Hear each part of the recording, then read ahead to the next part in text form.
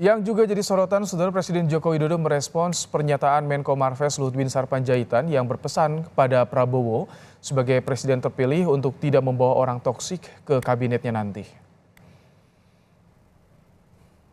Presiden Joko Widodo mendukung pesan Luhut kepada Prabowo agar tidak membawa orang toksik ke kabinetnya nanti. Presiden menyebut pernyataan Luhut benar, namun meminta agar menanyakan langsung pada Luhut terkait kriteria orang toksik yang dibangun. Sebelumnya Luhut mengingatkan Prabowo untuk tidak membawa orang toksik ke kabinetnya karena akan merugikan.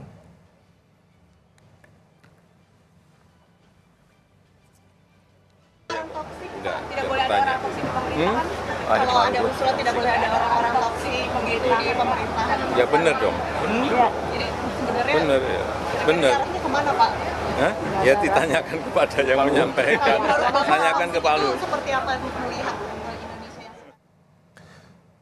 Istilah toksik sendiri berasal dari bahasa Inggris yang artinya racun. Dari Kamus Besar Bahasa Indonesia, orang toksik diartikan sebagai orang yang punya sifat negatif dan membawa pengaruh buruk.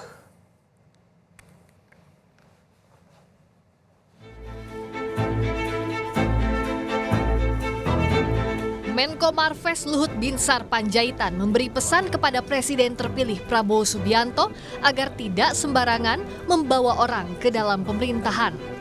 Luhut mengingatkan agar Prabowo tak membawa orang toksik ke dalam kabinetnya karena bisa merugikan.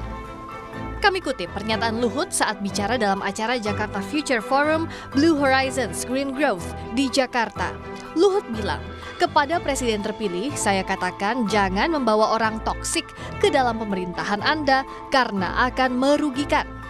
Wakil Ketua Umum Partai Gerindra Habibur Rahman menilai pernyataan Menko Marves Luhut Binsar Panjaitan tentang jangan membawa orang toksik dalam pemerintahan baru adalah sebuah nasihat seorang senior kepada juniornya. Meski menghargai pernyataan Luhut itu, Habibur Rahman menegaskan saat ini tidak ada elit politik yang memiliki sifat toksik. Habibur Rahman pun yakin Prabowo akan memilih orang-orang yang sejalan dengan pemikirannya. Menurut saya bahwa antara para menteri dengan presiden harus ada kesamaan visi, ya, bagaimana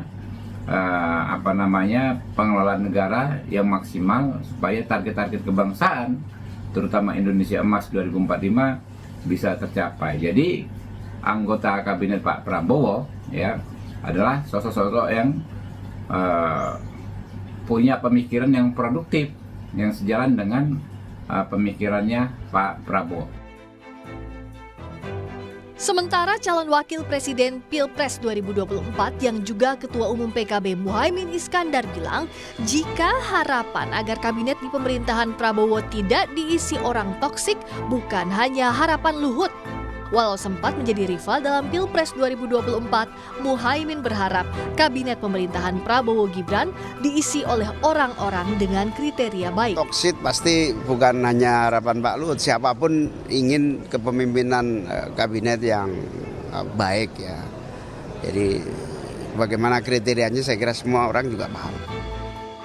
Direktur Eksekutif Lingkar Madani, Ray Rangkuti menilai pesan Luhut soal orang toksik di kabinet Prabowo sebagai bentuk cawe-cawe. Pak Jokowi tidak bisa membiarkan begitu saja, ya kabinet ini disusun ala Pak Prabowo gitu.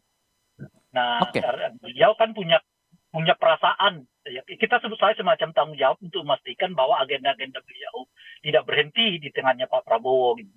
Dan itu tidak sekedar komitmennya Pak Prabowo saja kan. Tapi juga harus dilihat dalam konteks bahwa orang-orang Pak Jokowi, tanda kutip orang-orang itu juga masuk di dalam kabinetnya Pak Jokowi.